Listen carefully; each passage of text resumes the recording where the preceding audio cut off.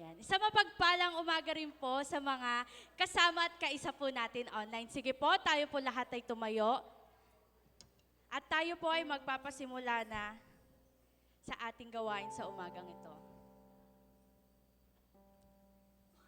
Right now, ibigay po natin ang ating sarili sa Panginoon. Iwanan po muna natin lahat ng mga problema,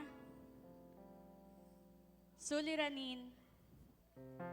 I-recharge po natin ang ating sarili sa umagang ito. Sige po, tayong lahat ay manalangin. Panginoon, tunay na pinupuri ka namin, sinasamba ka namin, dinadakila ka namin sa umagang ito, Lord God. Panginoon, patuloy kaming nagpapasalamat sa kadakilaan nyo, sa buhay nyo, Panginoon. Gayon din, Panginoon, humihingi po kami ng kapatawaran sa aming nagawang kasalanan, Panginoon. At ngayon po, Panginoon, i-recharge po namin ang aming sarili sa inyong presensya sa umagang ito, Lord God. Dalangin po namin ang pagsama niyo po sa amin sa umagang ito. At sa mga kasama pa po namin na wala dito at papunta pa lang, ingatan niyo po sila, Lord God. Muli po, Panginoon, pinupuri ka namin, sinasamba ka namin at dinadakila. Sa pangalan ni Jesus, Amen. Sige po, sama-sama tayong magpuri, umawit para sa ating Panginoon. Hallelujah!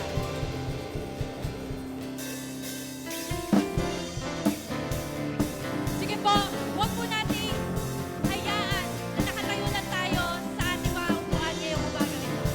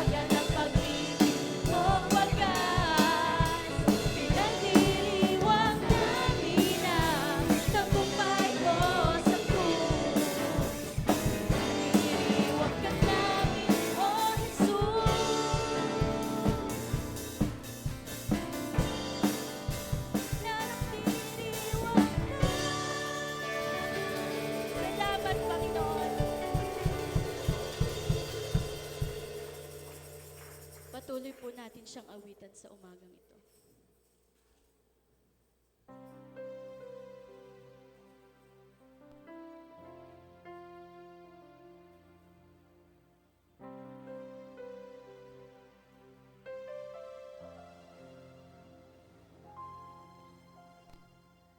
Kung mayroon lamang ako sa libong buhay, hindi pagkakait, lahat sa'yo'y ibibigay. Gayon pa man sa'kin, nag-iisang taglay, ilalaan bawat saglit upang ibigin ka nang walang humpay. Kung mayroon lamang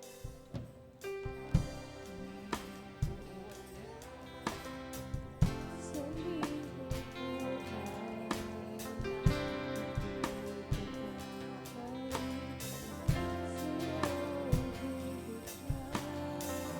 gayon pa man sa'kin, isang taglay, ilalaan bawat saglit upang ibigin ka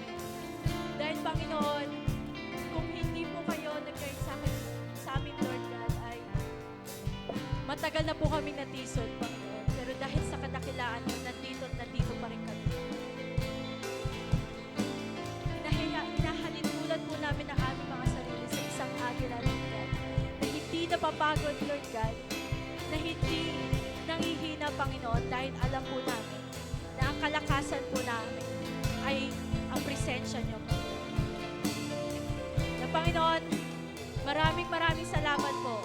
Pinupuri ka namin, sinasamba ka namin, dinatakila ka namin. Sa pangalan niyo po, Panginoong Jesus. Amen, amen, at amen. Sige po, ibigay po natin ang the best clap offering para sa Panginoon.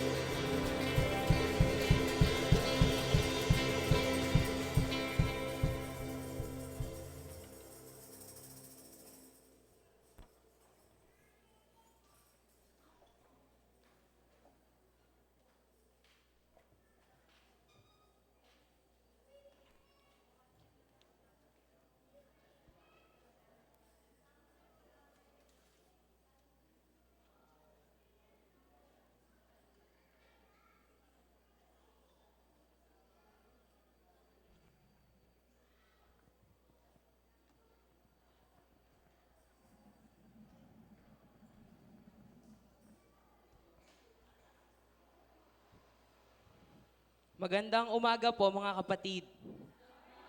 Ayan, good morning po. Sana po hindi po tayo makatulog. Yung energy po natin ay isustain po ng Lord. So nagpapasalamat po tayo sa Lord sa panibagong linggo na Kanya pong ibinigay sa atin upang tayo po ay makasamba sa Kanya. At ipinagpapasalamat din po natin sa Lord ang isang matagumpay na anibersaryong nasyonal ng atin pong nasyonal na iglesia. Pwede po bang sama-sama nating palakpakan ang ating Panginoon? Ayan, sa Kanya po ang lahat ng papuri at kadakilaan. At kasabay po nung nangyaring national anniversary, ang atin pong mga manggagawa ay retain sa ating iglesia. Ibig sabihin makakasama po natin sila sa panibagong taon at tayo po ay nadagdagan ng isa pang manggagawa. Sa umaga pong ito, tayo po ay mag-aaral mula sa aklat ni Propeta Obadiah. Ang Obadiah po ay mayroon lamang pong isang chapter. Therefore, we were going to undergo not book series kasi hindi na po ito madediretso sa Sunday, but rather a book study. Kaya with that, tayo pong lahat ay tumayo bilang pagbibigay galang sa salita ng Diyos na batayang talata ng ating pag-aaral sa umaga pong ito. Next slide po. Basahin po natin ang Obadiah chapter 1, verses 1 to 4. We will read it in responsorial manner. Ako muna po ang babasa ng verse 1, ang Kalkab po ang babasa ng verse 2, ang YMO po ang babasa ng verse 3, at sabay-sabay po tayong lahat sa verse 4. Simulan po natin ang pagbasa. Ang aklat na ito ay naglalaman ng pangitaing ibinigay ng Panginoong Yahweh kay Propeta Obadiah tungkol sa Edom. May narinig kaming ulat buhat sa Panginoong Yahweh. May isang sugo na ipinadala sa mga bansa. Humanda kayo at ang Edom ay salakayin.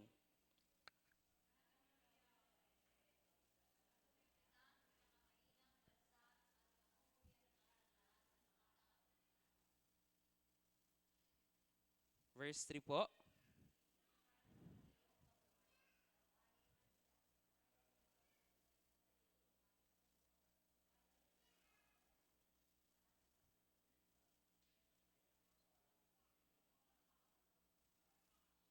Verse 4, sabay-sabay po tayong lahat. Kasintaas man ng pugad ng agila ang iyong bahay, o maging ang mga bituin man ay iyong kapantay. Hahatakin kitang pababa at ikaw ay babagsak. Tayo pong lahat ay sandaling manalangin. Aming Ama na nagpahintulot po sa umagang ito na sama-sama po kaming mag-aral ng iyong mga salita. Salamat po sa pribilehiyo at pagkakataon na ibinigay mo po sa akin. Dalangin ko po that this morning wala pong ibang mahayag kundi kayo. Ang katotohanan po ng inyong mga salita ang nagsasabing, your words are alive and active. It's sharper than any two double-edged sword. It penetrates even the dividing soul and spirit, bone and marrow, and it penetrate and search even the deeper desires and thoughts of our hearts. Malaya pong kumilos ang banal na Santong Espiritu sa aming kalagitnaan. Maluwalhati po kayo sa oras ng aming pag-aaral. Ito po ang aming panalangin sa pangalan ni Jesus. Amen. Tayo pong lahat ay makakaupo na. Bago po tayo mag-start, magkaroon lamang po tayo ng short activity. Very short lamang po ito. I want you to grab a partner, but hindi na po natin kailangang tumayo. Just your seatmate is fine. At tanungin niyo po siya ng tanong po na ito. Next slide po. Ano ang quality ng Diyos na gusto mo sa Kanya? Isa lang po. You don't need to explain. You just need to share. Ano yung quality ng Diyos na gusto mo sa Kanya? Sige po. 1 minute is enough para po sa activity po na yan. Hindi na po natin kailangang i-explain.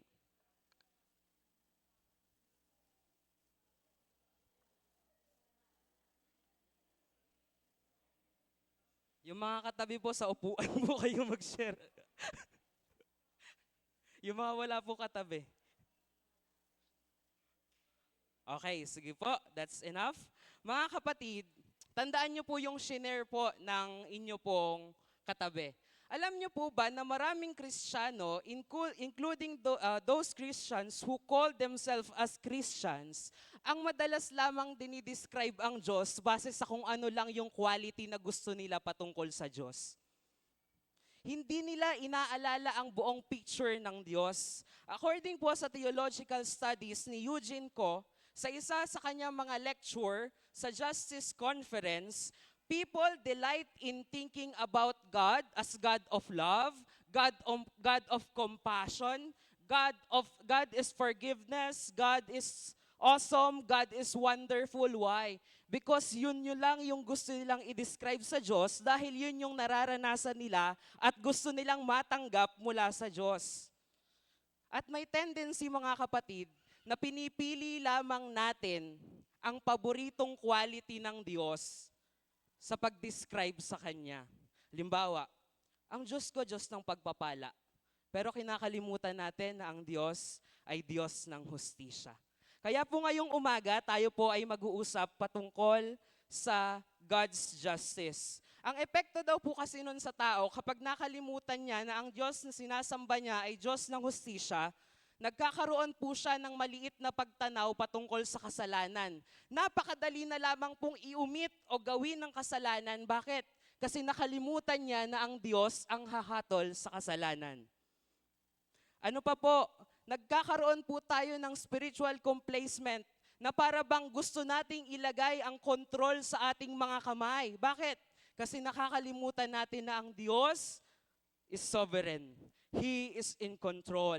At part po yun ng kanyang hustisya. Ano pa? Nawawala ang banal na pagkatakot natin sa Diyos. Kung gumawa tayo ng kasalanan, ganun-ganun na lamang. Bakit? Kasi nakakalimutan natin na siya ay Diyos ng hustisya. Sabi po ni A.W. Tozer, next slide po please. Next po. Another slide po please. Ayan. Sabi po ni A.W. Tozer, justice, when God execute it, it is not revenge, but rather the outworking of His holy character. Parte po na kung sino ang Diyos, ang salitang hustisya. Siya po ay Diyos ng pag-ibig, Diyos ng awa, Diyos ng habag, pero siya rin po ay Diyos ng hustisya. At iyon po mga kapatid ang purpose kung bakit sinulat ni Propeta Obadiah ang aklat po na ito. Ang author po ng aklat na ating pag-aaralan ngayong umaga ay si Propeta Obadiah. Na sa wikang Hebrew, ang kanya pong pangalan ay may katumbas na lingkod ni Yahweh o servant of God. Sa Obadiah chapter 1 verse 1, ipinakilala po ng author ang kanyang sarili. Sabi po, ang pangitaing ibinigay ng Panginoong Yahweh kay Propeta Obadiah tungkol sa Edom. Mga kapatid, ang purpose po ng pagkasulat ng Book of Obadiah ay dalawang bagay.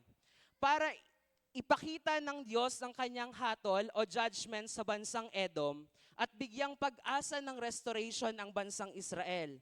Bakit? Kasi po nung panahong sinulat po ito ni Propeta Obadiah, ang Juda po o ang Israel ay nakakaranas ng pagkubkob mula sa Babylonian Empire o mula sa Babylon na sa kasalukuyang bansa po ay ang Iraq sa pangunguna ni Haring Nebuchadnezzar noon. At dahilan po sa pagkubkub po sa kanila, marami po ang mga nasaktan, ang templo po ay nawasak, at yung iba po sa kanila ay dinala sa Babylon para gawing alipin. Yun po yung exile period na sinasabi sa Bible. At kasabay po ng pagsulat ni Propeta Obadiah, naisulat din po ang aklat ni Propeta Jeremiah, ang aklat ni Propeta Ezekiel, at ang aklat ni Propeta Daniel. Kung babasahin niyo po ang aklat ni Propeta Daniel o ang aklat ng Daniel, ang mga pangyayari po doon ay naganap during nung sila ay nasa exile sa Babylon. Ang purpose po ng pagkasulat, gaya po ng sinabi natin, ay dalawang bagay. Bigyang hatol ang bansang Edom at bigyang pag-asa ang bansang Israel. At ang dalawang bansa pong ito ay may malalim na kaugnayan. Next slide po, please. Dahil ang dalawang bansa po na ito ay magkapatid. Si Abraham po ay nagkaroon ng asawa, si Sarah. Sila po ay nagkaanak, si Isaac. Si Isaac po ay nagkaroon ng asawa, si Rebecca. Sila po ay nagkaroon ng dalawang anak, si Esau at si Jacob. Alam po natin yung story po niya, nag-agawan po sila sa karapatan ng pagiging panganay. At napunta po kay Jacob ang karapatan ng pagiging panganay, kaya mula po sa lipi niya, lumabas ang bayang Israel, at mula sa lipi ni Esau, lumabas ang bansang Edom. Therefore, ang Edom at ang Israel ay mag-isang magkapatid na bansa. Dahil galing po sila sa lipi ni Abraham. Nariyan po yung mga accounts, Genesis chapter 21 verse 1 to 3. Pwede nyo pong kunin at pag uwi nyo po sa bahay ay maaari nyo pong basahin.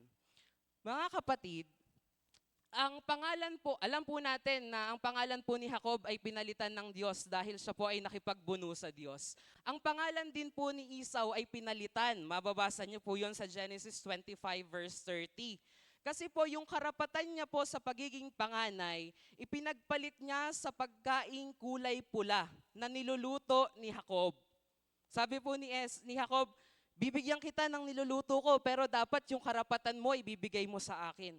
At dahil gutom na gutom po si Esau, tinanggap niya po yun at tinanggahan niya ang kanyang karapatan na maging panganay.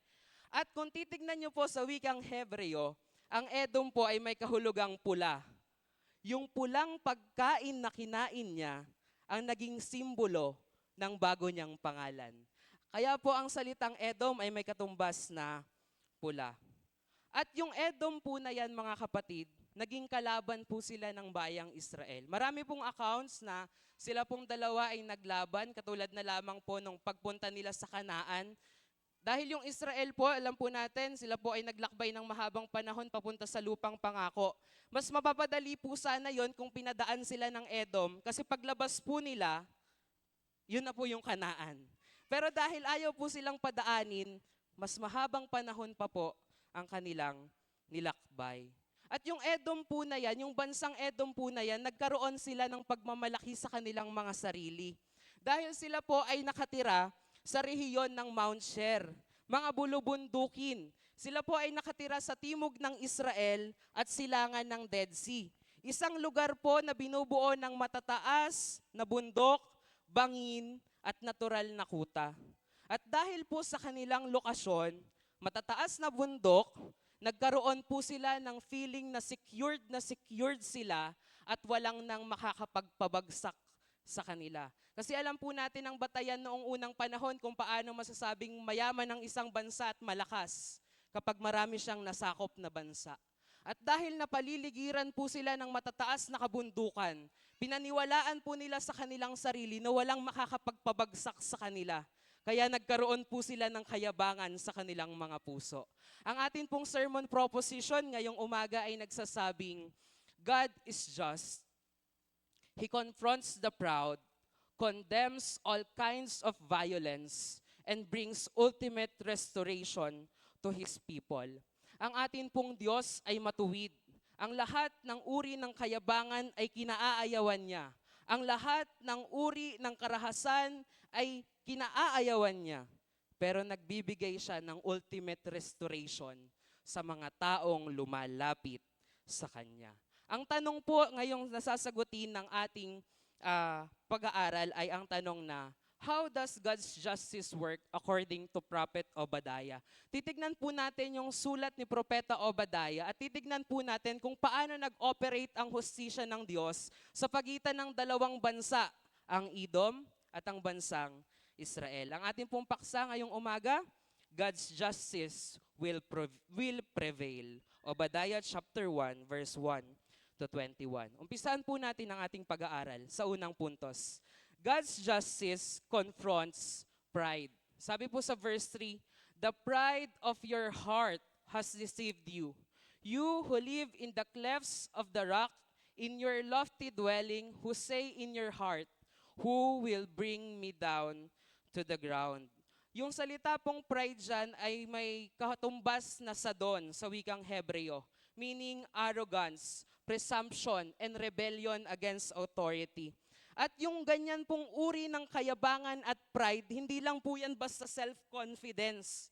Yan po ay self-exaltation. Ano po ang sabi nila? Who will bring me down to the ground?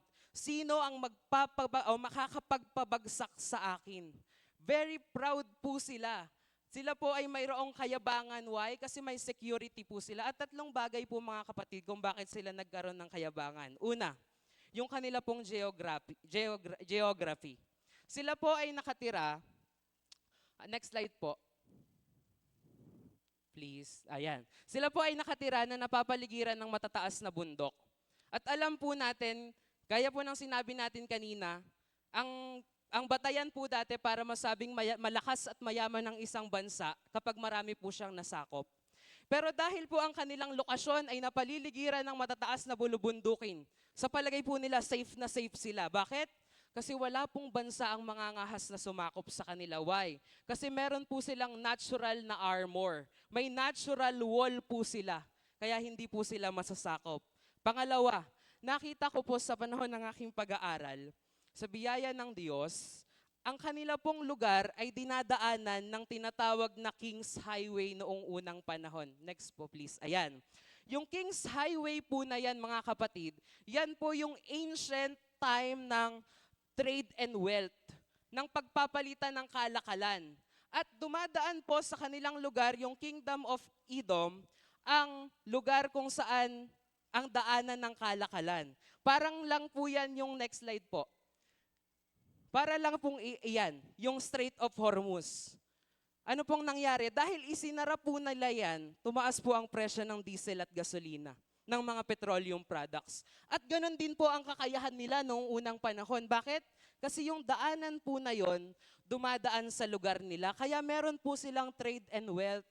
Meron po silang kayamanan. Meron po silang source of income at maimpluwensyang bansa po sila katulad niyan. Nung sinara po nila yung daanan, tumaas po yung presyo ng diesel at gasolina. Ganun po ang impact nung King's Highway na katulad po ng daanan po na yan. At pangatlo, marami po silang mga wise men at mga malalakas na soldiers. Kaya yung kayabangan po talaga nila, talagang mayabang sila. Kaya sabi po nila, sinong makakapagpabagsak sa amin?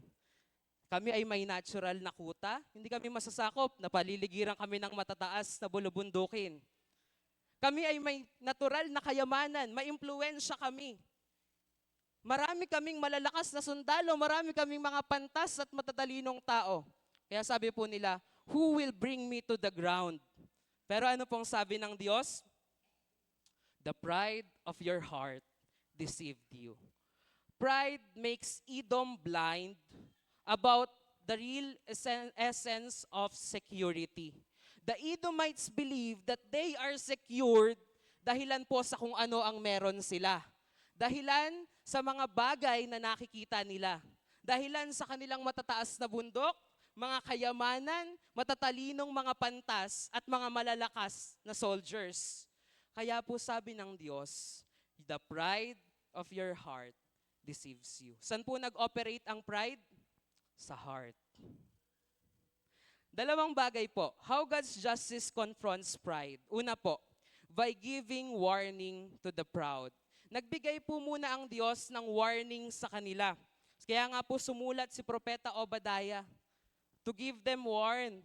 Bago hatulan ng Diyos ang Edom, nagpadala muna po siya ng mensahe through Prophet Obadiah na nagpapakita na ang justice ng Diyos, nagbibigay muna ng warning bago ang judgment.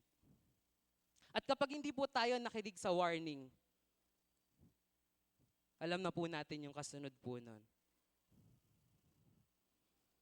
Sabi po ano po yung mga warning na ibinigay ng Diyos sa kanila? Sabi po ng Diyos sa verse 2, I will make you small among the nation. Imagine, yung malakas na bansa, yung mayaman na bansa, yung mayabang na bansa, sabi ng Diyos, I will make you small among the nations.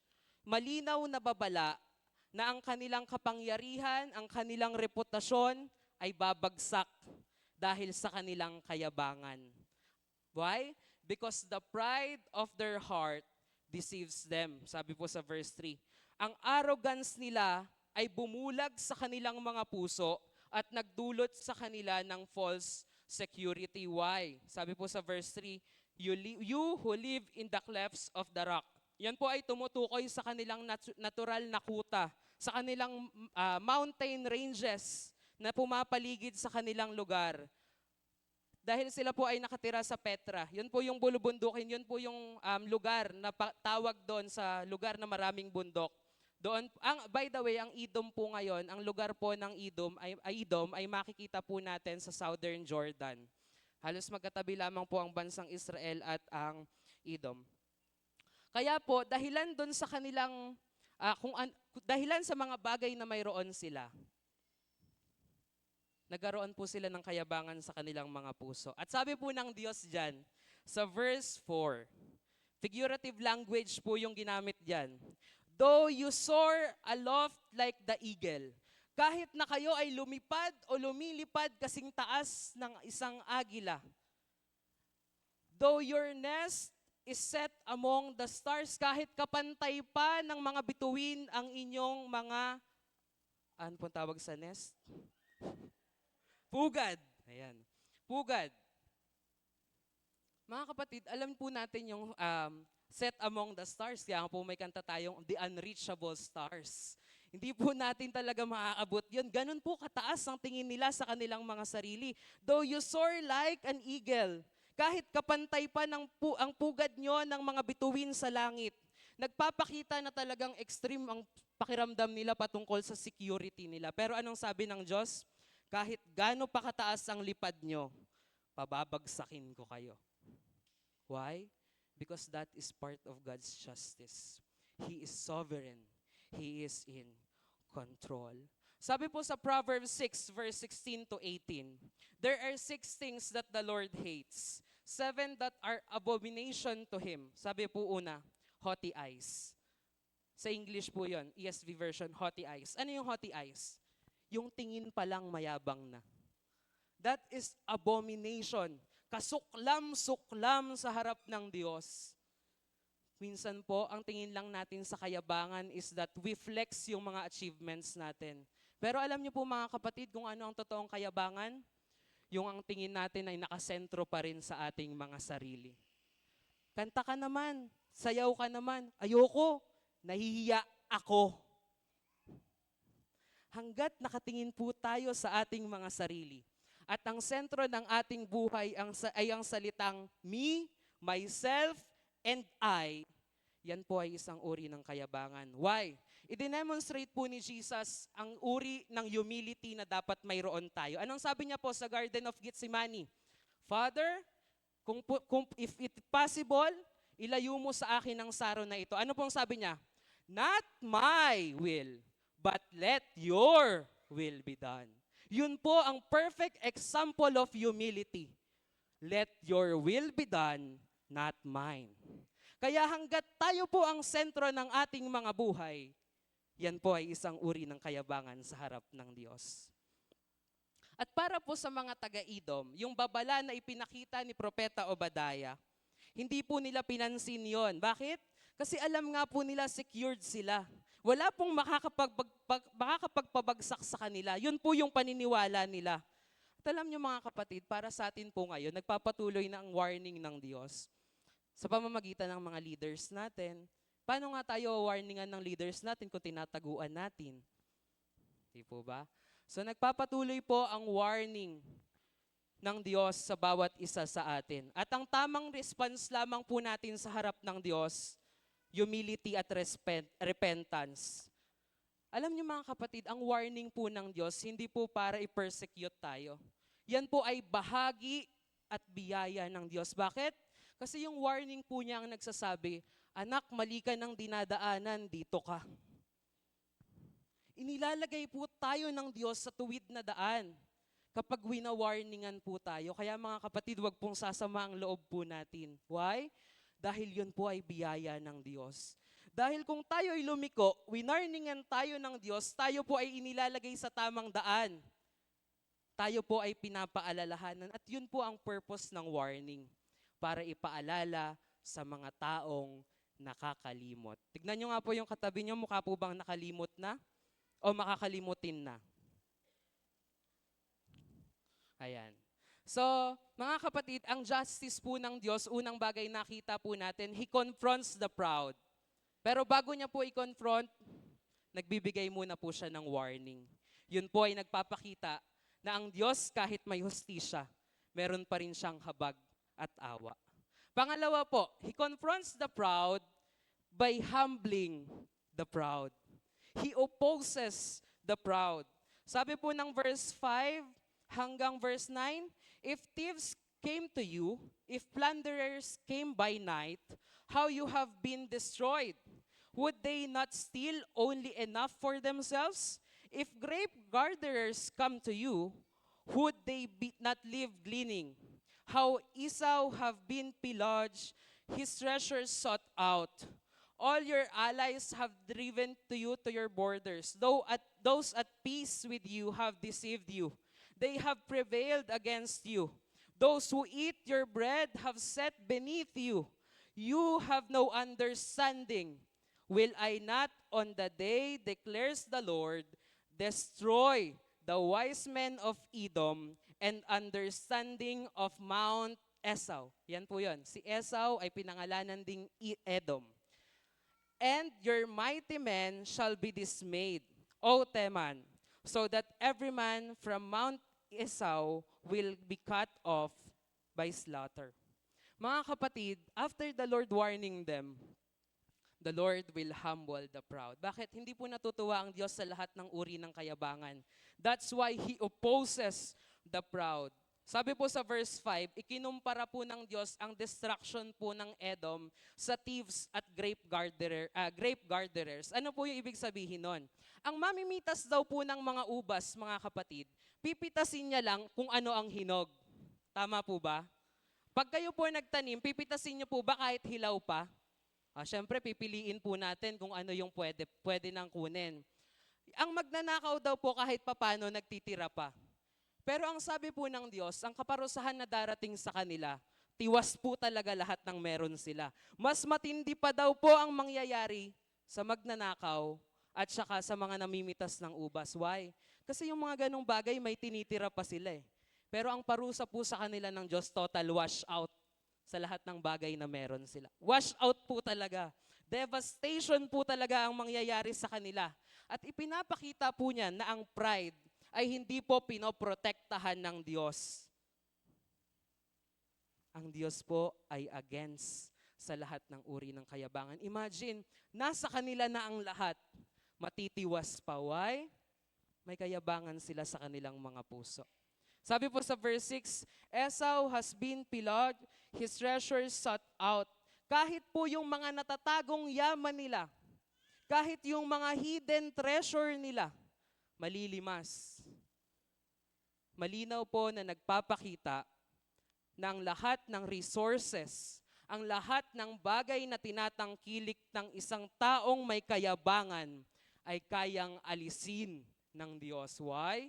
Because He is sovereign. He is in control. At part po yun ng justice system ng Diyos. Ano pa po? Sabi sa verse 8, sisirain ng Diyos maging yung mga matatalinong tao nila. maging ang katalinuhan, walang magagawa at mailalaban sa kakayahan ng Diyos. Kahit gaano sila katalino, kahit maraming pantas sa kanilang lugar, hindi ito makakatakas sa plano ng Diyos. Ano pa po? Yung mga kakampi nilang mga bansa, sabi po dyan sa verse 7, those at peace with you have deceived you.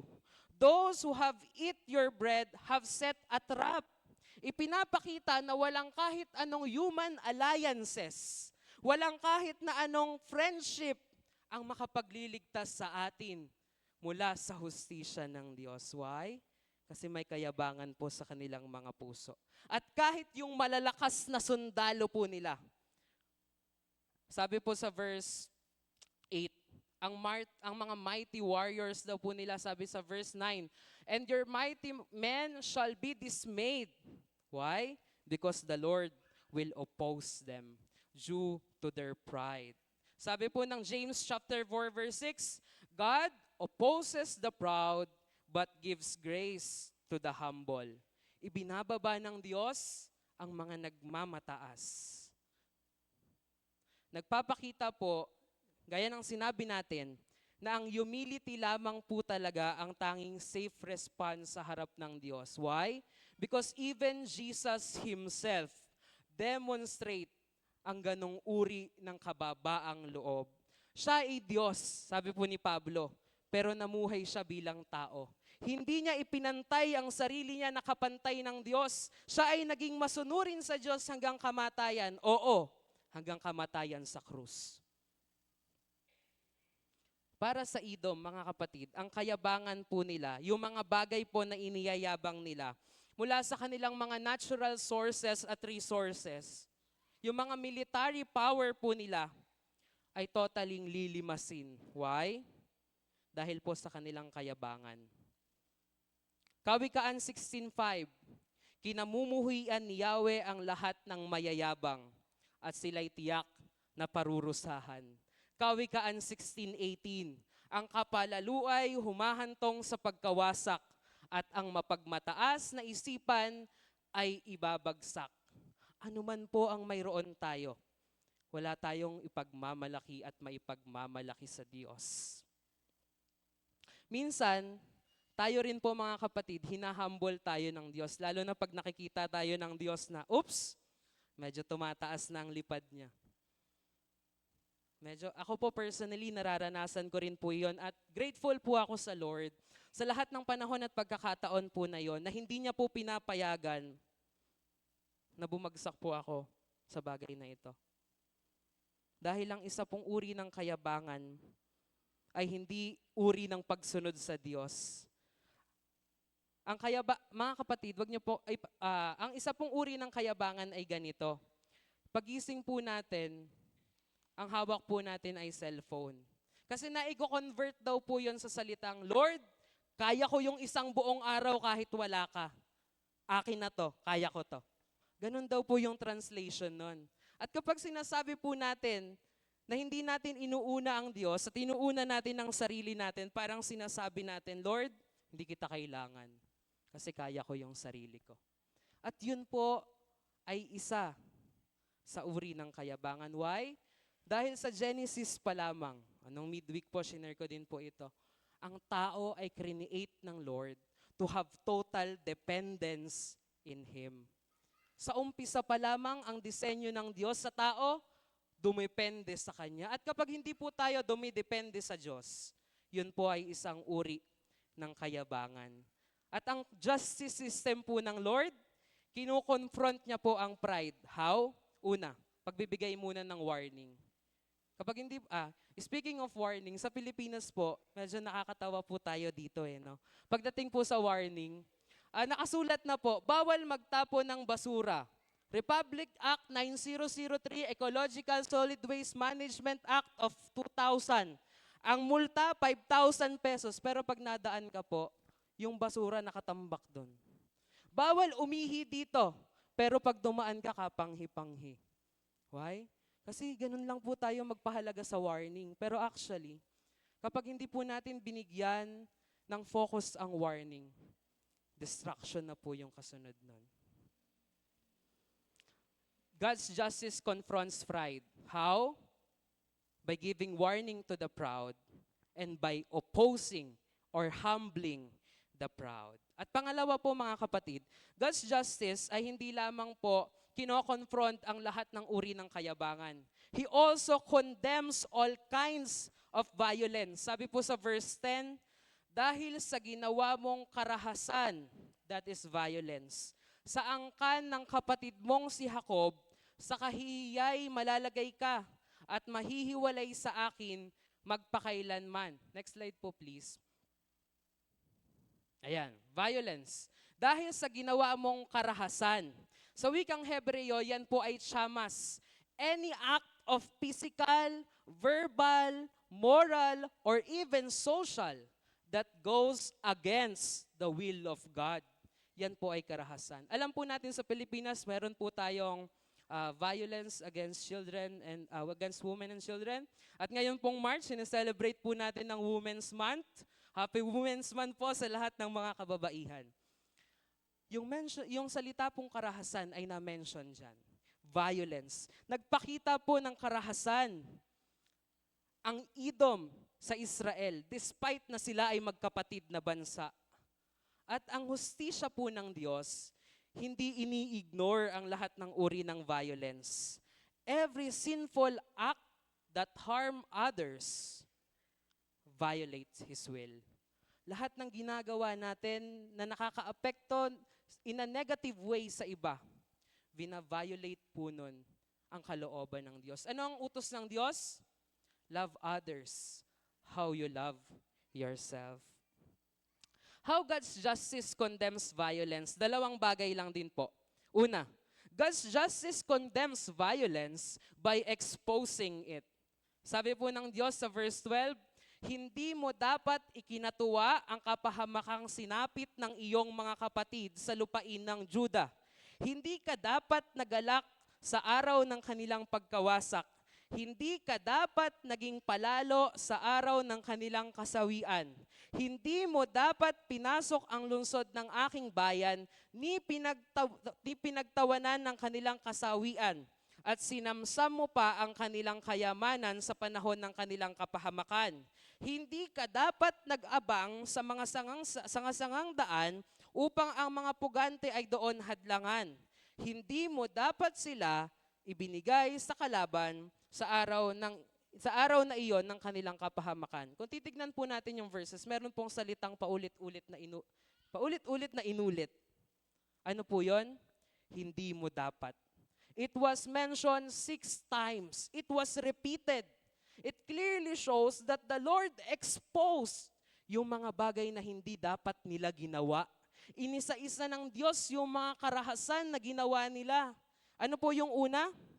Hindi ka dapat nagalak sa kapahamakan ng iyong kapatid. Ipinapakita po na ang kanilang layunin ay mayroong malicious glee. Why? Kasi nakita nila na sinasakop na ng Babylonian Empire ang kapatid nilang bansa, pinanood lang nila, pinagtatawanan pa nila. At yung bagay po na yon, hindi nakaligtas sa paningin ng Diyos. Even that inexposed ng Lord. Tiniligsa po iyon ng Lord. At nagpapakita po ito na malinaw na ang pag-enjoy sa kabiguan ng ibang tao ay isang uri ng kasalanan sa harap ng Diyos. Sabi po ng isang quotation, rejoicing in someone else's loss is the first step towards moral decay. Ang pagkakaroon ng kagalakan habang ang isang kapatid mo ay nakakaranas ng kahirapan sa buhay, ay simula ng kabulukang moral. Why? Nakita po nila, sinasakop, sinasaktan, pinapahirapan ng bayang Israel. Ano po ang una nilang ginawa na sinabi ng Diyos na hindi dapat nila ginawa? Pinanood lang nila. At tinawanan pa nila. Sa psychology po, meron po tayong salitang Schadenfreude. Na ang ibig sabihin daw po noon ay yung state ng ating utak na tayo ay nagiging masaya sa kasawian ng iba. Next slide po, please. Yan. Schadenfreude. Sige po. Yan daw po yung estado ng ating utak na kung saan tayo po ay nagiging masaya sa kasawian ng iba. At hindi daw po yon isang mental illness. Yun daw po ay isang emotion na beyond human control. In fact, that was emotion, kaya po natin yung kontrolin, mga kapatid. Halimbawa, di po ba? May lumapit sa'yo. Ikwinento niya yung kalalagayan ng kapatiran. Tapos pinagtawanan nyo sila dahil sa kanilang karanasan. That exactly shows the picture, yung pinidescribe po nating salita. Pinagpiestahan nyo yung kalagayan niya. At hindi po makakaligtas yon sa mata ng Diyos. Binibilang at nakikita po ng Diyos ang bagay po na yon. That's why in-expose niya. Nung nakita niya yung mga Edomites, na habang sinasakop ang Israel, tinatawanan lang, the Lord knows that. And the Lord counts it. Why? Because He is full of justice. Sabi po sa awit 83:4, ganito ang sabi, habang sinasakop po, ito po ay account din patungkol sa kanila. Yung mga Edom po, pumunta pa po sila sa Israel habang pinapanood nila na sinasakop yung kapatid nilang bansa. Ang sabi po nila, ating pawiin ng kanilang bansa'y ating lipulin upang ang Israel ay malimutan na rin. Gusto po nila patagin yung Jerusalem, patagin ang bansang Israel. Gusto po nila burahin sa mapa ang bansang Israel. Kaya po tinatawanan lang nila habang ang bansang Israel po ay nakakaranas ng matinding paghihirap. Hindi lang po nila tinatawanan habang naghihirap yung kapatid nilang bansa. Ano pa po? Sabi po sa verse 13, pumasok sila sa loob ng bayang Israel, tinukso nila yung mga nagdurusa, kinuha pa nila yung kayamanan ng bayang Israel. Ipinapakita po, mga kapatid, na hindi lang po malicious glee ang meron sila. Meron din po silang pagkaganid at opportunistic violence. Ano po yung opportunistic violence? Yun po yung hurting or exploiting other people na magbe-benefit ka. Alam mo na nasasaktan yung kapatid mo, gagawin mo yon para may mapakinabangan ka. That is opportunistic violence. Especially kapag yung isang tao ay nasa isang vulnerable situation ng kanyang buhay. Ano pong halimbawa? In 2 Samuel chapter 12 verse 1 to 7, si King David, kinuha niya po si Bathsheba, di ba, yung asawa ni Uriah. Ano pong ginawa niya kay Uriah? Inilagay niya doon sa unahan ng digmaan para madaling mamatay. Yun po ay halimbawa ng opportunistic violence. Para mag-benefit ka. Gagawa ka ng karahasan para mag-benefit ka. At hindi lang po nila basta pinagtawanan yung pinagdaanan ng kanilang kapatid. Hindi lang po nila basta ninanakawan yung kanilang mga kapatid. Meron pa po silang ginawa ng mga ambush crossroads. Lahat po ng mga Israelitang nakita nilang tumatakas, pinaghuli po nila at dinala nila sa Babylonian Empire. Hindi po nakawala yung mga tatakas. Bakit? Kasi nagkaroon po ng checkpoint. Hinuli po nila lahat ng tumatakas at dinala po nila sa kalabang bansa. At ano po ang sabi ng Diyos? Paulit-ulit, 6 times? Hindi mo dapat ginawa yon. The Lord exposed it all. Every single matter counts to His sight. Naalala ko po, mga kapatid, last year, how was flood control was exposed. Every midweek service, patuloy po tayong nananalangin sa Lord patungkol sa mga bagyo. Di po ba? Pero now, makikita po natin yung naging resulta. Na kaya po pala, ayon sa matalinong pagpapasya ng Diyos, pinayagan niya na dumaan yung maraming bagyo para umapaw yung mga ilog at mabuksan yung issue patungkol sa korupsyon. May purpose po ang sovereign hands ng Lord. Hindi po natin nauunawaan ngayon, pero darating ang panahon, maintindihan natin at masasabi natin, kaya pala. May plano ang Diyos. And He will expose everything. Hinarap ng Diyos ang karahasan sa pamamagitan ng paglalantad ng kanilang mga makasalanang gawain. Malinaw na nilinaw ng Diyos na ang pag-i-enjoy ng isang tao sa paghihirap ng iba ay isang uri ng kasalanan. Ang paggawa ng karahasan para mag-benefit ka ay isang uri ng kasalanan. At ang isang panlilinlang at sinadyang aggression ay isang uri ng kasalanan. At ano pong ginawa ng Diyos? In-expose, sinabi, inilabas ng Diyos ang lahat ng kanilang ginawa. At hindi po, ito po ang maganda sa hustisya ng Diyos. Hindi po mananatiling naka-expose lang. God's justice condemns violence by punishing it. Hindi po hahayaan ng Lord na naka-expose lang.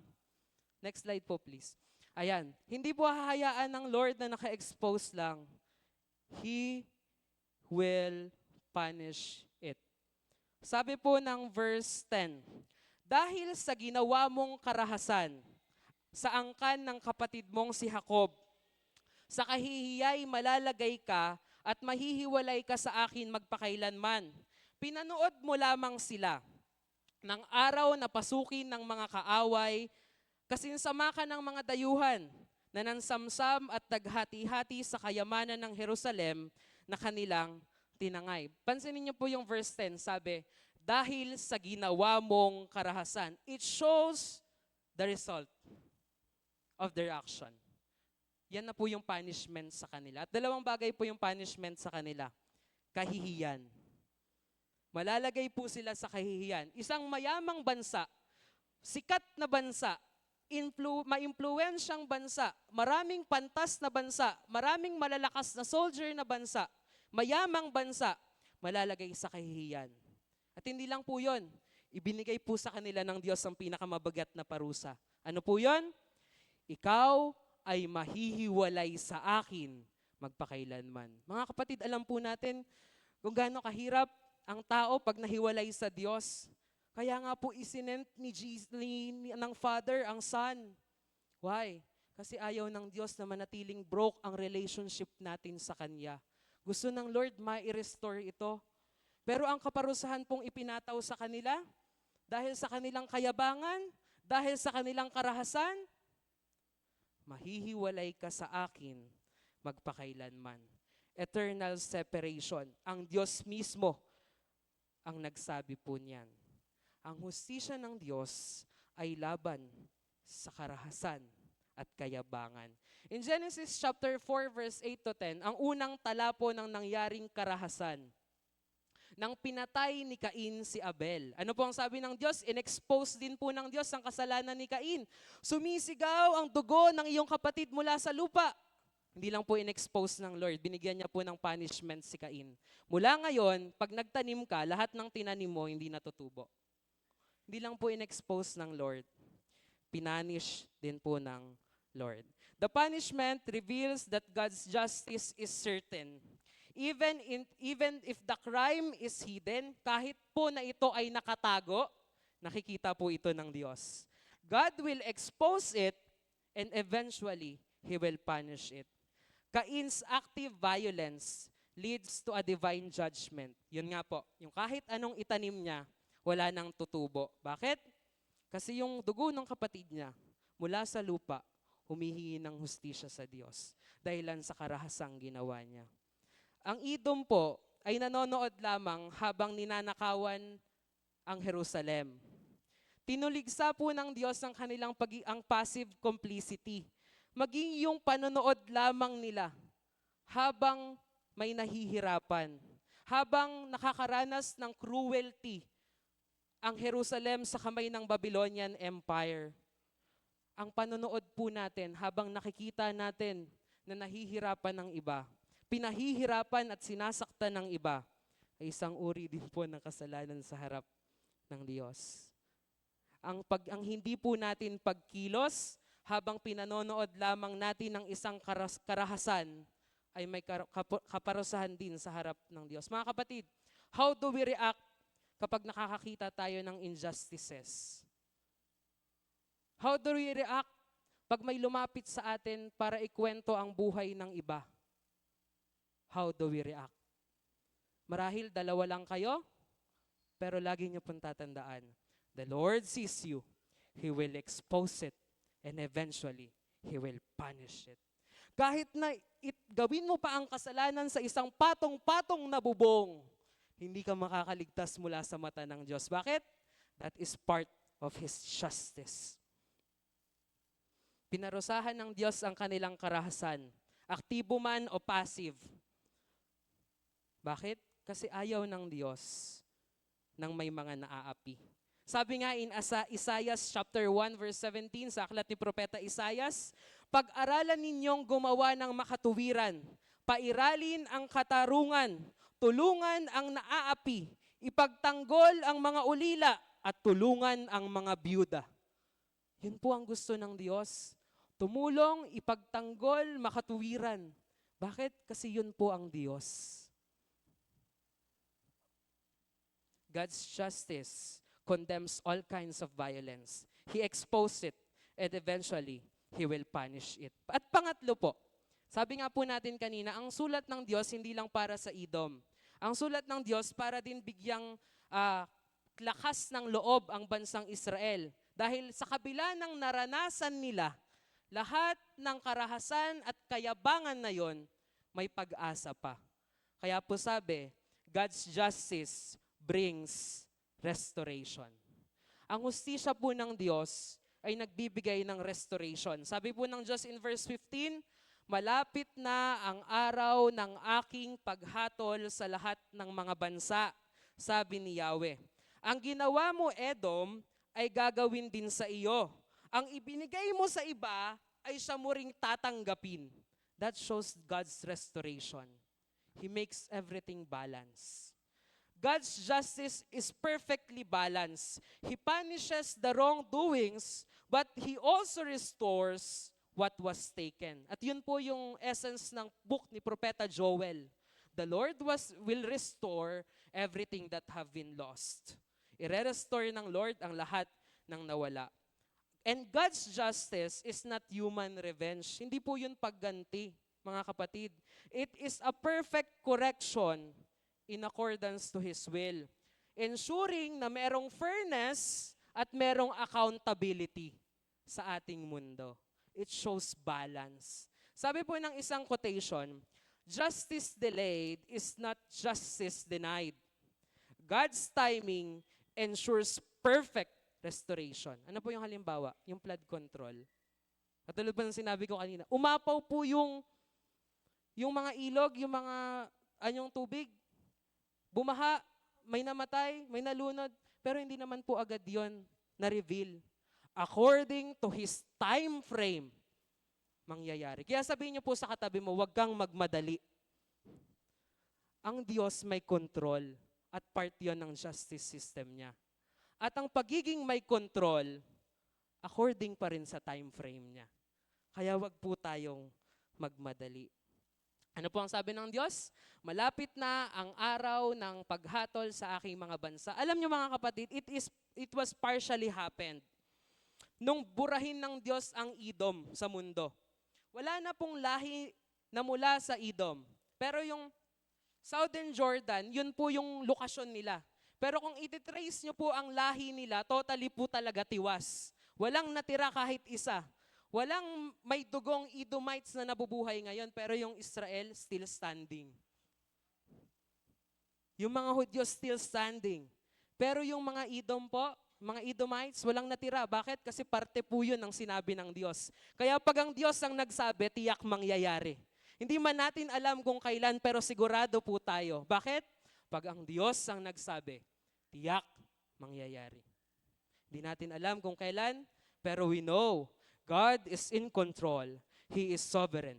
At lahat ng sasabihin niya, tiyak mangyayari. It was partially happen nung mabura na sa mapa ang mga Edomites at ma-restore ang bansang Israel. Pero it will still happen sa muling pagbabalik ng ating Panginoon. Mararanasan po natin ang restoration mula sa ating Panginoon. Ang restoration po ng Diyos ay ibibigay sa dalawang paraan. God's justice brings restoration for those who trust Him. Sabi po sa verse 17, ngunit sa bundok ng Sion ay may ilang makakatakas at ang bundok na ito ay magiging banal na dako. Muling aariin ng lahi ni Jacob ang lupaing sa kanila ay ipinagkaloob. The Israelites who remained their trust in God ay makakabalik sa kanilang lupain mula sa pagkaalipin sa Babylonian Empire. Ang Diyos mismo ang nagsabi, kaya tiyak, mangyayari. At yung bagay po na yon, nagpapakita ng restoration. Ito po yung maganda mga kapatid. Oo, naranasan mo yung kayabangan nila. Oo, naranasan mo yung karahasan nila. Pero hindi ko pananatilihing nakapikit ang mga mata ko. Darating ang panahon, I will restore you. Sabi po ng Awit 37:5. Next slide po. Sabi po ng Awit 37:5, mula pagkabata't ngayoy tumanda, sa tanang buhay ko'y walang nabalita, sa taong tapat ang Diyos ay nagpabaya, o ang anak niya'y naging hampas lupa. Pag po tayo nagtatapat sa Diyos, it extends through generations. Tignan niyo po si Abraham, si Isaac, si Jacob. Dahil sa kanilang katapatan sa Diyos, it extends through generation. At hanggang ngayon, inaalala pa rin ng Diyos ang covenant niya sa kanila. Why? The Israel still stands. Because of their trust in God. Like the faithful Israelites, mga kapatid, we live in the world that is full of injustice. Injustice po talaga. Kasi kakasara pa lang ng Strait of Hormuz, may stock pa ng gasolina sa Pilipinas, tumaas na. Injustice po talaga. Pero mga kapatid, the Lord sees it and the Lord will restore it. Hindi natin alam kung kailan, pero tiyak gagawa ang Diyos. Makikita po natin yung restoration po dyan naging selective. Ano pong sabi? Sa bundok ng Sion, may iilan. Hindi po lahat. Iilan. That is selective, but it is guaranteed. Tiyak. Anong requirements? For those who put their trust in Him. It shows that God never abandons those people who trust Him. Yun ay parte ng hustisya ng Diyos. Pag nagtiwala ka sa Diyos, tiyak, He will restore you. Sabi po ng Isaiah 40:31, ngunit muling lumalakas at sumisigla. Sino? Ang mga nagtitiwala kay Yahweh. Lilipad sila tulad ng mga agila, sila'y tatakbo, ngunit hindi mapapagod. Sila'y lalakad, ngunit hindi manghihina. Why? Because restoration comes not from human might, but by trusting God's timing and perfect justice. Pangalawa po, not just only for those who trust Him, but also for those who remain faithful in Him. Sabi po sa verses 19 to 21, sasakupin ng mga taga-Negeb ang bundok ng Edom. Sasakupin ng mga nasa kapatagan ang lupain ng mga Filisteo. Makukuha nila ang lupain ng Ephraim at Samaria. Ang Gilead na may sasakupin ng lahi ni Benjamin. Magbabalik ang hukbong binubuo ng mga dalilang bihag. Sila na nagmula sa hilagang Israel. Sila ang sasakop sa lupain ng Phoenicia hanggang sa Seraphat, doon sa hilaga. Ang mga taga-Jerusalem na itinapon sa Sardis, ang siya namang sasakop sa lungsod ng timog sa Juda. Ang matagumpay na hukbo ng Jerusalem, sasalakay sa Edom at dooy mamamahala. Sabi po sa dulo, si Yahweh mismo ang dooy maghahari. Mga kapatid, meron din pong isang salita na paulit-ulit binanggit dyan. Sasakupin, sasakop, kukunin. It shows God's restoration. Oo, naranasan nyo yung oppression, naranasan nyo yung violence, pero darating yung panahon, muli nyong sasakupin kung ano ang sa inyo. That's restoration. Parte ng kaparaanan ng Diyos. Parte ng hustisya ng Diyos for those who remain faithful in Him. At lahat po ng bagay na yan na sinabi ng Diyos na sasakupin, makukuha, ay sabay-sabay na nangyari noong 500 to 400 BC bago ipanganak ang ating Panginoon. Nasa tala po yan ng kasaysayan. Na-conquer ulit ng bansang Israel ang kanilang bayan. At doon po nasulat yung book of Propeta Haggai, Zechariah, doon na po yan. Paulit-ulit po na binanggit yung sasakop, sasakupin, kukunin, babawiin. It shows that God's guarantee na yung mga faithful remnant, yung mga natiling nagtatapat at matapat sa Kanya, ay ipoposes din nila ulit yung land na ibinigay sa kanila ng Diyos. Restoration for His people para sa mga nananatiling nagtatapat sa Kanya. At hanggang ngayon mga kapatid, nananatili ang bayang Israel. Pero ang Edom, burado na sa mapa. Why? Dahil sa kanilang kayabangan at dahil sa kanilang karahasan. God's justice restores His people. But experiencing that restoration requires unwavering faithfulness in Him, even in the time na sa palagay natin, wala nang pag-asa. Sa kayabangan ng mga tao sa paligid natin, sa violence na nakikita natin sa paligid natin, nakala natin wala nang pag-asa. Pero yung kamay ng Diyos, nananatiling gumagawa. May ginagawa siya. Hindi man natin naiintindihan ngayon, pero darating ang panahon, mauunawaan din natin. Sa aklat po ng Book of Obadiah, mga kapatid, nakita po natin ang katotohanan. God's justice confronts pride, condemns all kinds of violence, and He restores those who are faithful and those who trust in Him.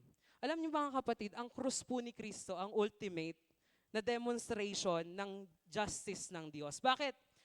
Kasi dahilan sa tayo ay nahiwalay sa Diyos, meron pong kailangang mag-satisfy nung wrath ng Lord. Hindi po daga nung galit ng Lord, wrath. Merong kailangang mag-satisfy nung cup of wrath. Ang sitwasyon, He is a loving God, but He is also a justice God. At hindi po yun naglalaban. Magkakonekta po yung dalawang bagay po na yon. Paano tayo makakaakyat sa langit kung tayo ay makasalan? Oo, mahal tayo ng Diyos, gusto niya tayong maligtas, pero paano? Banal siya, makasalanan tayo. Pero alam niyo po, ang Diyos sa kanyang matalinong pagpapasya, sinend niya si Jesus para tayo po ay maligtas. Ang requirements, kailangang masatisfy ang wrath ng Lord, ang galit ng Diyos. At si Jesus mismo, ang bugtong na anak ang sinent ng Diyos para mamatay sa krus ng Kalbaryo para sa ating lahat. Sabi ni Jesus nung nakabayubay siya sa krus, "It is finished, tetelestai, nothing to deduct, nothing to add." That is a carpentry word. Tetelestai. Sinasabi po nila yon pagtapos na nilang gawin yung isang bagay. Tetelestai, it is finished, ready for delivery. At nung si Jesus nakapako sa krus, tetelestai, it is finished. Meaning, wala na tayong pwedeng idagdag, wala na tayong pwedeng ibawas kasi si Jesus ang nag-satisfy ng galit ng Diyos. At yun po ay hustisya ng Diyos. Sa krus, natugunan ang galit ng Diyos. Hindi po binaliwala ng Diyos ang kasalanan. Kaya nga si Jesus namatay. Hinatulan niya ito sa pamamagitan ni Kristo upang ang mga sumasampalataya kay Kristo ay makatanggap ng kapatawaran at bagong buhay. Sabi po, in 2 Corinthians 5:21, God made Him who had no sin to be sin for us, so that in Him we might become the righteousness of God. Siya na walang kasalanan ay naging kasalanan para sa ating. Sa krus, hinarap ng Panginoon ang kayabangan, ng karahasan, ng lahat ng uri ng kasalanan. Tinalo niya ang kapangyarihan ng kasalanan, maging ang kapangyarihan ng kamatayan. At binuksan niya ang daan para ma-restore tayo. Yun po yung hustisya ng Diyos na nakita natin sa Book of Obadiah. Ngunit ngayong umaga, pinapaalala po sa atin mga kapatid, na kahit 3 pastor po ang magsabay-sabay na mangaral dito sa harap, kung hindi po natin isusuko ang buhay natin kay Kristo, walang magiging pagbabago. Walang magbabago. Why? Kasi ang ebanghelyo ay hindi tungkol sa dami ng alam natin. Ang ebanghelyo ay nakasentro kay Kristo. At si Jesus mismo, ipinakita niya ang humility sa Garden of Gethsemane. Naranasan niya ang karahasan, ang pinakamabigat na parusa, ang kamatayan sa krus. It was invented by Persian but it was perfected by Roman. Habang siya po ay nakabayubay sa krus, pag siya po ay nag-inhale, ang bigat ay nasa baba. Pag nag-exhale, nasa kamay.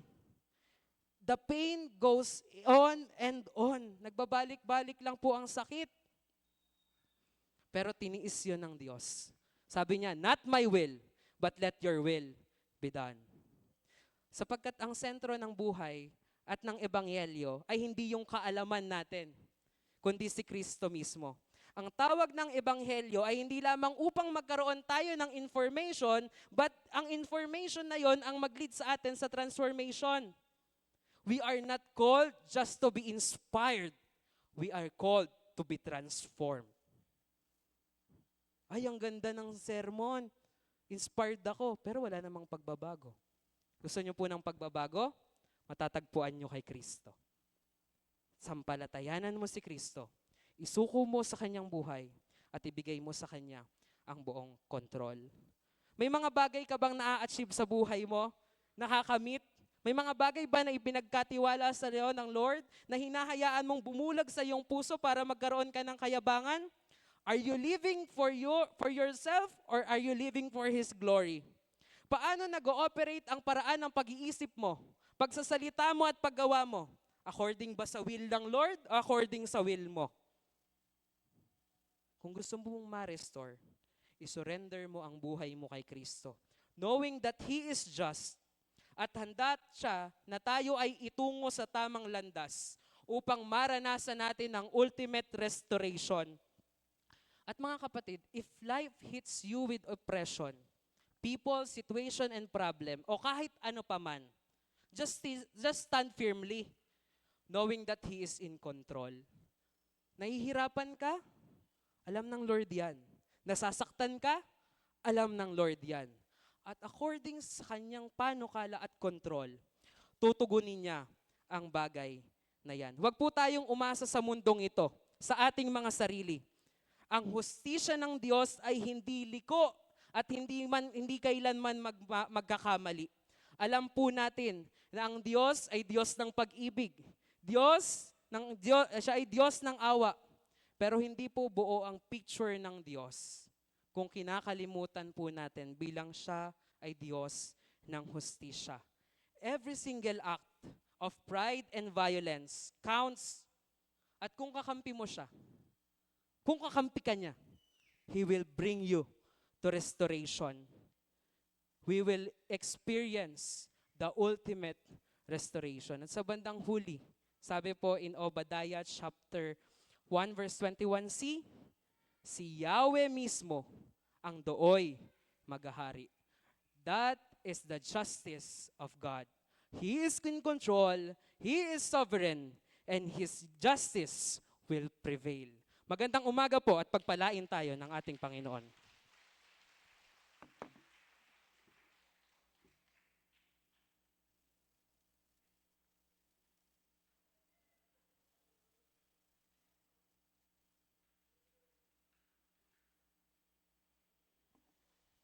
Ayan. Salamat sa Panginoon sa biyayang mensahe na ating napakinggan. No? Nagpapakita talaga ng pagmamahal sa atin ng ating Panginoon. At tayo po ay sa panahon ng pagkakalob, inaanyayahan ko pong tayo pong lahat ay tumayo. Tayo po ay sama-samang manalangin, magpasalamat sa ating Panginoon. Aming Ama, Diyos na makapangyarihan sa lahat, Diyos na mabuti at tapat, Diyos na nagmahal sa amin ng lubusan. Panginoon, salamat po Panginoon sa lahat ng biyaya na ipinagkaloob mo po Panginoon sa amin. Kinikilala namin Panginoon, kaya kami nakapagbibigay dahil ito po'y inihanda mo na po Panginoon sa amin. Pinagpala mo na po kami Panginoon. Dalayan po lamang namin Panginoon, makita mo sa aming mga puso ang katapatan at kalagalakan sa paghahandog, pagkat ikaw ang aming Diyos ay tapat.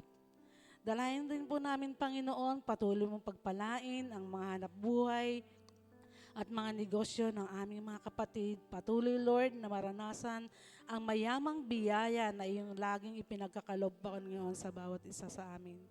Patuloy rin namin, Lord, na inilalapit sa iyo. Pagpalain mo po, Panginoon, ang aming mga handog. Magamit po ito, Panginoon, sa mas lalong ikalalago ng iyong mga gawain at mas maraming malilapit, Panginoon, sa iyo. Lord, muli sa iyo po ang buong pusong pasasalamat sa pangalan po ng aming Panginoong Jesus. Amen.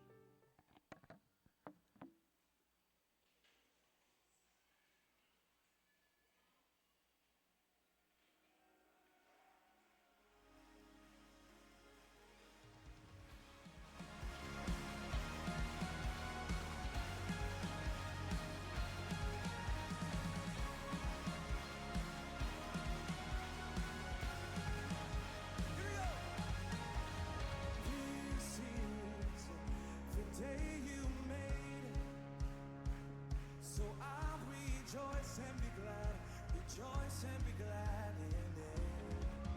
Hey!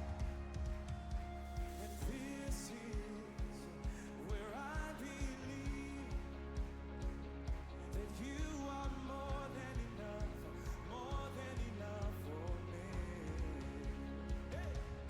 You are faithful to your promise.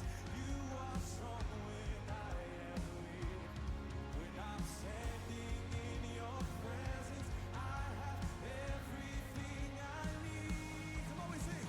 The joy of the Lord is my strength. It's more than a feeling. The joy of the Lord is my.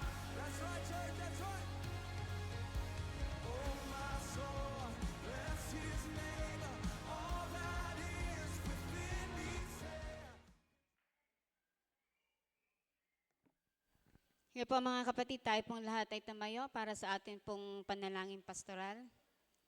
Tayo pong lahat ay yumuko at tayo po'y dumulog sa atin pong makapangyarihang Diyos. Pinasasalamatan, pinupuri ka namin Panginoon sa pagkakataon pong ito.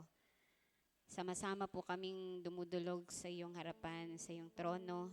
Alam namin ikaw ang aming Panginoon na nag-i-invite sa amin to enter your presence upang idalangin ang mga pasanin at iba't iba pa po namin mga sitwasyon at kalagayan sa buhay. Pero bago po namin gawin yon, Panginoon, nais po naming magpasalamat po sa iyo sa oras po na to. Sa buong isang linggo, Panginoon, ng iyo pong pag-iingat.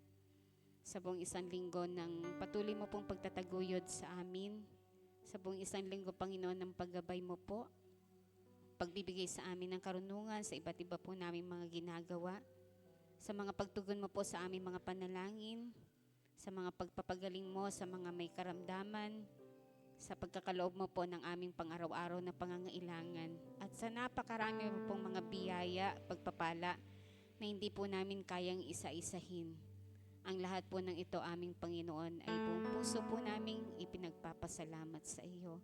Katulad ng sinasabi po sa iyong mga salita, huwag naming kalimutan, Panginoon, ang lahat ng mga biyaya at pagpapala na amin pong natatanggap sa iyo, Panginoon. Kaya Lord, purihin ka po at pasalamatan ka po sa lahat ng kabutihan at katapatan mo po sa aming mga buhay na lagi po naming nararanasan bawat araw, bawat sandali na iyo pong ipinagkakalob sa amin.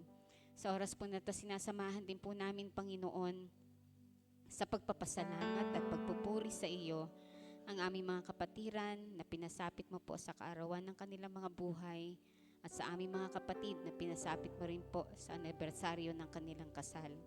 Pinagpapasalamat namin ang nakaraang taon ng iyo pong paggabay, pagsubaybay sa kanila, pagpapala sa kanila. At kung paano mo sila iningatan, ginabayan, sinamahan, pinagtagumpay, pinagpala noong nakaraang taon, alam namin aming Diyos na higit pa ron ang kayang gawin mo po sa kanilang mga buhay. Hayaan mo lamang na palagi po nilang piliin sa bawat araw ng kanilang buhay. Pagpasyahan po nila, piliin po nila, sumunod sa iyo, maglingkod sa iyo, at patuloy na magtiwala sa iyo.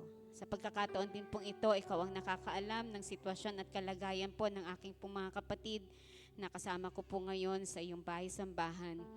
At maging sa mga kapatid po namin na kaisa po namin online. Tulad po ng aming pong napakinggang mensahe, ikaw ang Diyos na may kontrol ng lahat ng bagay. Ikaw ang Diyos na makapangyarihan sa lahat.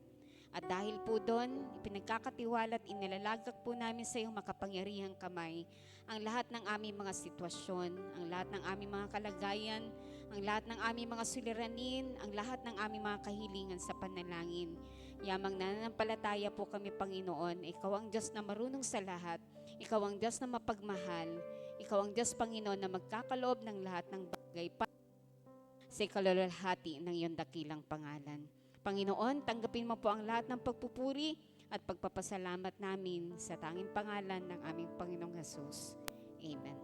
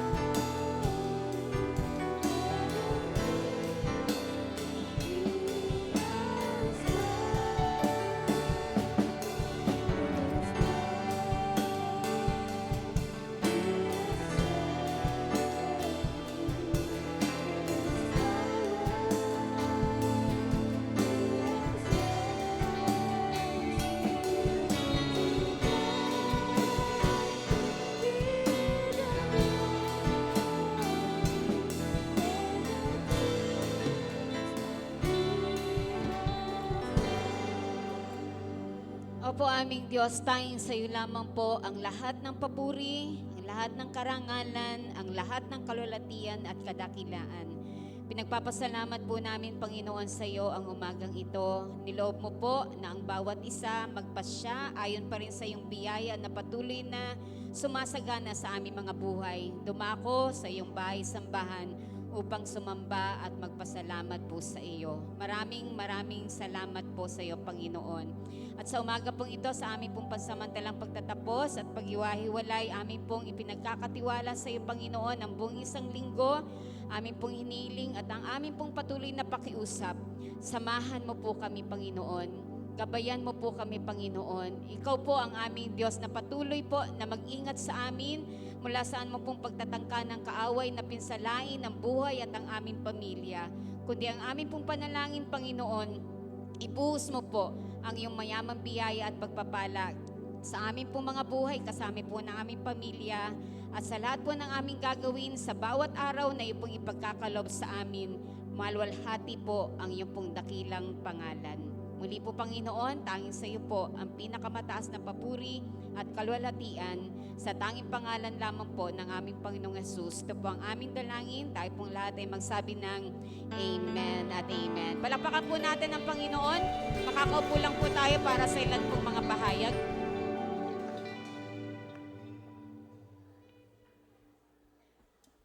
Ayan. Good morning po sa bawat isa. Tayo po ay nasa panahon na ng ating mga announcement. Ayan, unahin ko na po ang ating attendance para sa umagang ito. Ayan. Adult po, meron po tayong 140 attendees. At ang mga bata po sa baba, hindi pa po kasama yung mga patakbo-takbo dyan. Ayan, meron po tayong 68 na bata na nasa baba po, nasa kids room po. Ayan, at meron po tayong 5 bisita ngayong araw na ito. Ayan, wala po pang malakas na palakpak. Ayan. Sige po, akin pong i-welcome ang ating mga bisita ngayong umagang ito. Once na tinawag ko po yung pangalan, nagkamali po ako. Tinatawag ko po sila sa baba, sa kids room. Akala ko po, bata yung binigay na listahan ni Jack. Adult po pala yun. Ayan, sige po. Akin po wini-welcome si Sister Cyrene Johan Blanche. Ayan, pwede po ba tumayo? Andyan pa po ba? Ayun.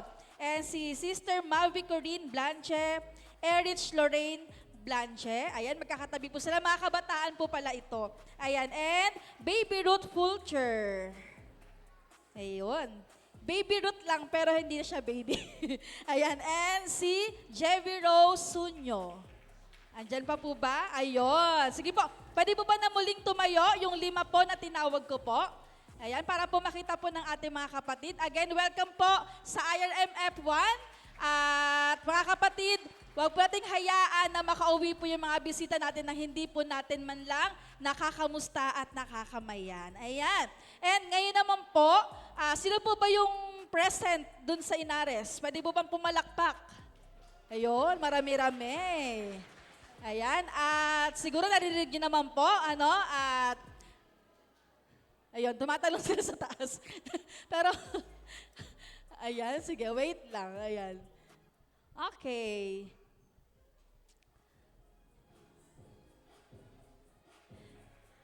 Yehey! Ayan, sige po. Muli po, ayan,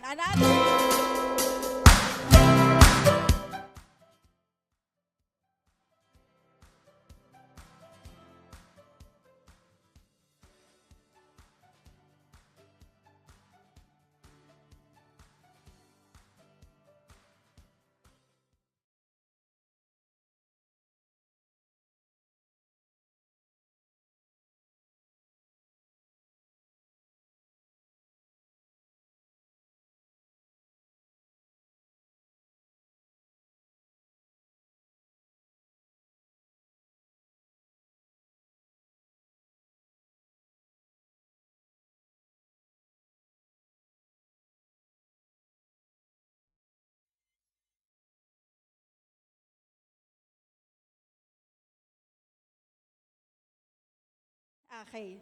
Para po sa kasunod na announcement, wait lang po.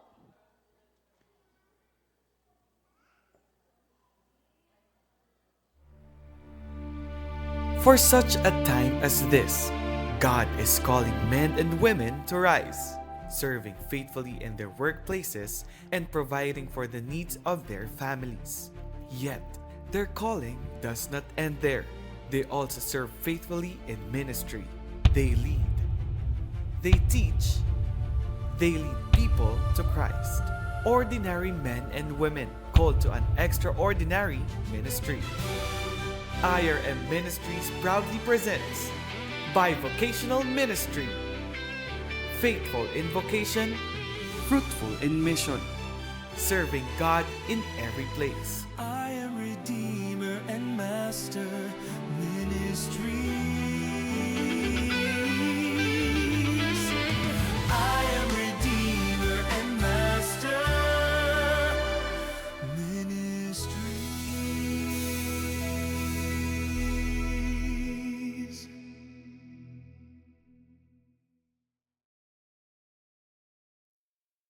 Po na impormasyon patungkol po dyan. Ayan, yung 5 questions po dito, sila po yung target businessmen, professionals po natin. Ayan, sa buong IRM po. Ayan, number 1, mga leaders po natin na may calling pero hindi po maaaring iwan ang kanilang profession.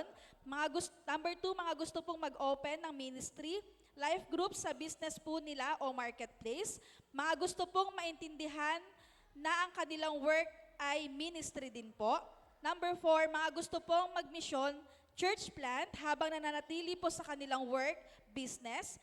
Number 5, mga gusto lang pong kumonekta sa kapwa professionals and businessmen within IRN. Ayan, ngayon po kung tingin mo po ikaw po yung tinatawag dyan, and makipag-ugnayan lang po sa ating diakonesa, sa ating or kay Pastor Rod, para po dyan, para po mas maipaliwanag pa po sa atin yung patungkol po dyan sa bivocational. Ayan, sige po, proceed po tayo sa susunod na announcement. Ayan, April calendar. Ayan. April 3, Friday po yan. Meron po tayong 7 last word, 3 p.m. And then ang ating sunrise service, yan po ay sa April 5. 5 a.m. po ang ating magiging pananambahan. And kasabay po niya na yung ating water baptism. So, sabay ko na rin po sa mga nagnanais po again sa ating water baptism, so mga nagnanais magpabaptize or mag-renew ng inyong baptism, magsabi lang po kayo sa akin para makapag-schedule na po tayo sa ating baptism class. Again po, magsabi lang po agad, wag po mahiyang lumapit.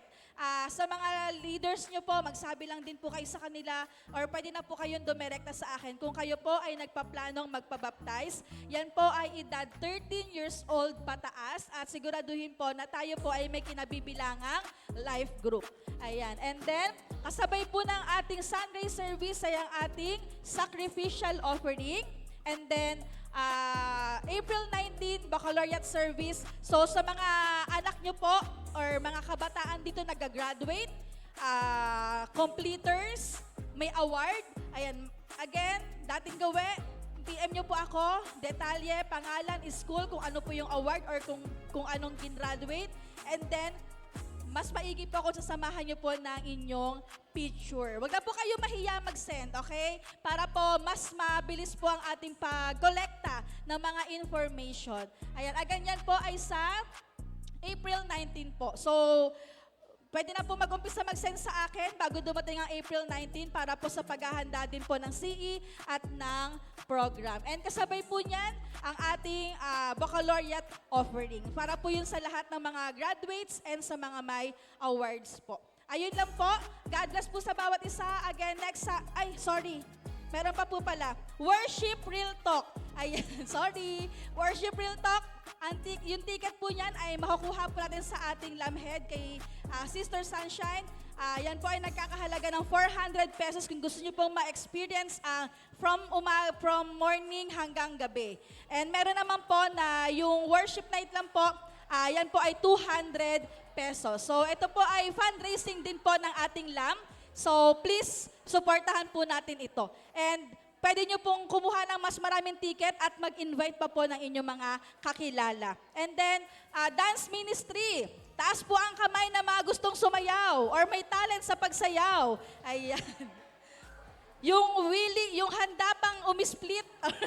Ayan. Yung handa pang banatin yung buto. Ayan. Magsabi lamang po kayo din kay Sister Sunshine para po, kasi may ongoing workshop po sa dance. So, magagamit po yan sa May 2. Ayan. So, kung kayo po ay interesado sa dance, ayan, YMO, kabataan, bata, basta kaya nang sumayaw, welcome po kayo. Senior, pwede din po. Basta kaya nga pong i-extend yung mga buto. Ano po? Ayan, ayun lang po. Next Sunday po, 2 service pa rin po tayo. 8:00 and 10:30 a.m. po. God bless po sa bawat isa.